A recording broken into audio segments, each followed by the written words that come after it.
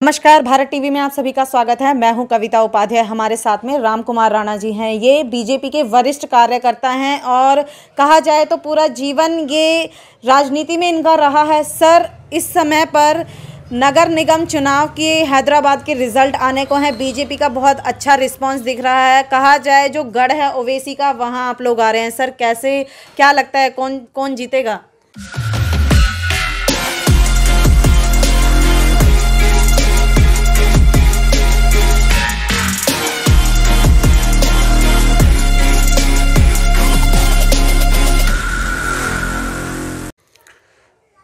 ये तो अब दिख ही गया है कि बीजेपी आगे चल रही है और आगे क्या जीतेगी भी, क्योंकि बीजेपी के जो प्रोग्राम हैं, कॉमन प्रोग्राम चल रहे हैं, वो बहुत अच्छे हैं। वो अभी हैदराबाद गढ़ तोड़ा है, धीरे धीरे जो सारे जितने भी गढ़ बने हुए हैं वो सारे टूटेंगे, क्योंकि हमारे मोदी जी के जो प्रोग्राम हैं वो बहुत ही अच्छे साबित हो रहे हैं इंडिया के लिए। इंडिया आज चौथे के देश की गिनती में है जी।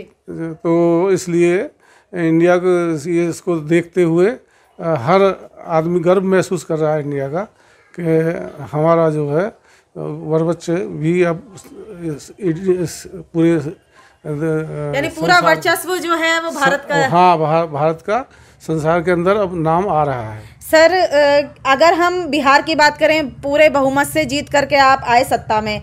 अब हैदराबाद में नगर निगम चुनाव में खुद अमित शाह जी ने प्रचार प्रसार संभाला। सर, क्या लगता है कि निगम को भी पूरे जोश से लेते हैं बीजेपी वाले? छोटे से छोटे चुनाव में भी बीजेपी वाले बहुत सक्रिय हैं। ऐसा नहीं है कि छोटा छोड़ के उसको तवज्जो ना दी जाए। तो छोटे से चुनाव से ही बड़े चुनाव बनते हैं, तो इसलिए छोटे चुनावों में पूरे सक्रिय हैं और पूरी उम्मीद है कि हैदराबाद में बहुमत में आएगी सरकार। सर, दिल्ली की बात करें, नगर निगम चुनाव आने को हैं, 22 में हैं, बहुत समय रहा नहीं है। ऐसे में बीजेपी ने घोषणा की है कि ईस्ट दिल्ली में जो 20 से 70 गज के जो प्लॉट्स हैं या मकान हैं उनका हाउस टैक्स माफ़ कर दिया जाएगा। सर, क्या ये केजरीवाल की रणनीति पर आप चल रहे हैं? क्या कहेंगे सर इस पर? नहीं, केजरीवाल की रणनीति क्या, अब जब जनता को फ़ायदा मिला है, केजरीवाल ने दिया है, तो बीजेपी को क्या परेशानी है फ़ायदा देने में। और वो फ़ायदा एक बार टेम्परेरी है, लेकिन ये फ़ायदा परमानेंट फ़ायदा होगा और जनता को इसका फ़ायदा मिलेगा तो जनता अपने आप खुश होगी। सही बात है। कहीं ना कहीं सर ईस्ट दिल्ली में, पूर्वी दिल्ली में बहुत ज़रूरत है, क्योंकि यहाँ का जो वर्ग है वो मोस्टली गरीब तबके के लोग यहाँ पर शामिल होते हैं। सर, हाँ, यहाँ छोटे छोटे प्लॉट हैं ज़्यादातर। आप रीसेटलमेंट कॉलोनियाँ हैं बहुत सारी, तो इनको तो फ़ायदा मिलना चाहिए और इनको फ़ायदा मिलेगा तो बीजेपी को भी फ़ायदा मिलेगा उसका। और फ़ायदा लेना भी ज़रूरी है, क्योंकि एक केजरीवाल जी ने एक नया ट्रेन निकाल दिया है, तो अब उस ट्रेन पे सबको चलना पड़ेगा।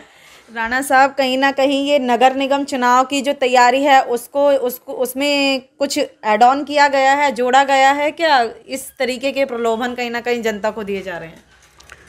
नहीं, वैसे ये प्रलोभन एक तरह से जनता को प्रभावित तो करेगा ही, क्योंकि ये प्रलोभन जो हमारे केजरीवाल जी दे रहे हैं उनसे अच्छा है जी।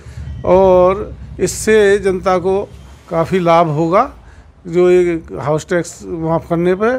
और हमारी जनता वैसे तो समझ रही है केजरीवाल की चाल को, फिर भी नगर निगम में तीसरी बार भी बीजेपी ही आएगी। जी, बिल्कुल सही बात है। सर, ऐसे में अगर हम दिल्ली की बात करें तो किसान, हमारे अन्नदाता नाराज़गी जाहिर कर रहे हैं केंद्र सरकार से। सर, क्या कहते, क्या आप लोग सही तरीके से बिल को उनके सामने नहीं रख पाए या विपक्ष उसको भुना रहा है?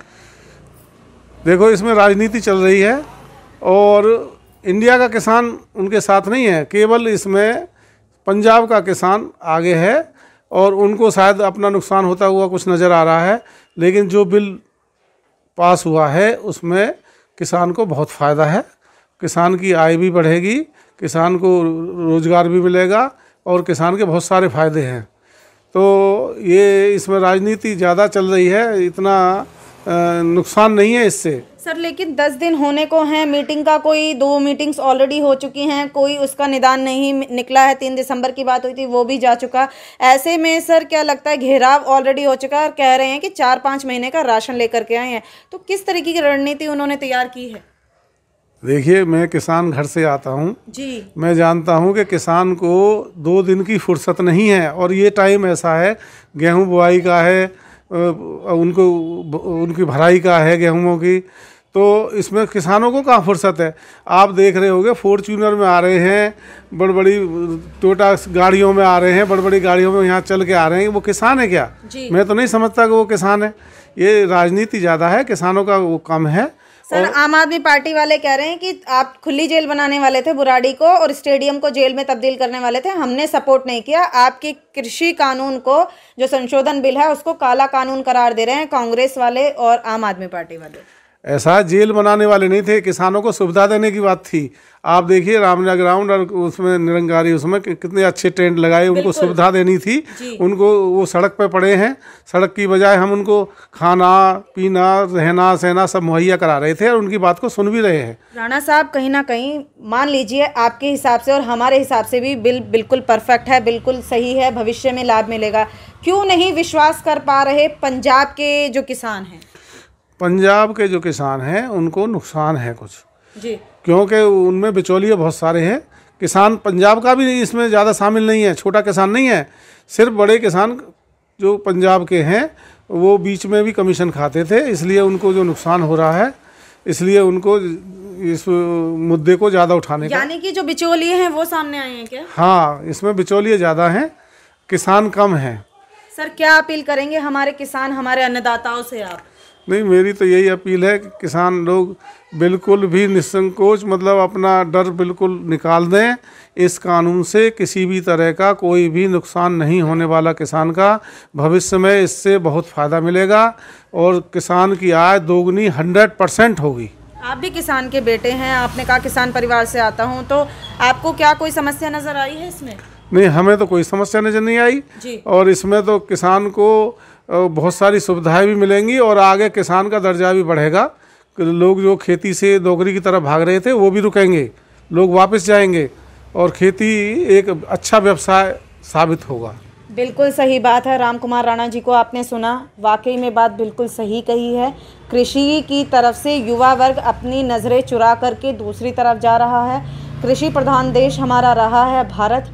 ऐसे में अगर आप बरगला जाएंगे या फिर मैं कहती हूँ कि आप मोदी जी को भी आपने सुना होगा, केजरीवाल जी को भी सुना होगा, लेकिन आप अपने बारे में देखिए, सोचिए समझिए। वही कहना है ना, सुनिए सबकी और करिए वो जो सही हो।